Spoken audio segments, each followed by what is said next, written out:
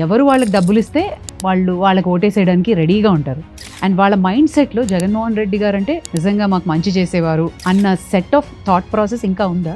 జనరల్గా ఇలా exploitative rulers ఏంటంటే పీపుల్ని ఇండాక్ట్రినేట్ చేయాలనే ఒక ఆలోచనలో ఉంటారు. ఇండాక్ట్రినేట్ ఏంటంటే మీరు నమ్మేది అది అబద్ధం అయినా వాళ్ళకి హానికరం అయినా సరే 100 సార్లు చెప్తే అబద్ధం కూడా నిజంగా వాళ్ళు నమ్మేస్తారు అనే ఒక భావన. అది సమాజంలో చాలామంది అట్లా చేస్తారు. అందుకే వాళ్ళు ఇండాక్ట్రినేట్ చేసి వాళ్ళని ఏంటంటే ఎక్స్ట్రీమిజం కూడా తీసుకెళ్తారు కొంటారు. సో వైసీపీ కూడా అదే ట్రై చేస్తుంది. మీరు చూస్తే వాళ్ళ మీడియాలో అదే అబద్ధం 100 సార్లు చెప్తారు నిర్మమాటంగా. సో అది వాళ్ళ స్ట్రాటజీ. కొంతవరకు అది వర్క్ అవుతుంది. దాన్ని బ్రేక్ చేయడం అనేది మనం కూడా కన్సిస్టెంట్గా ఎఫర్ట్ చేస్తే తప్పకుండా చేయొచ్చు.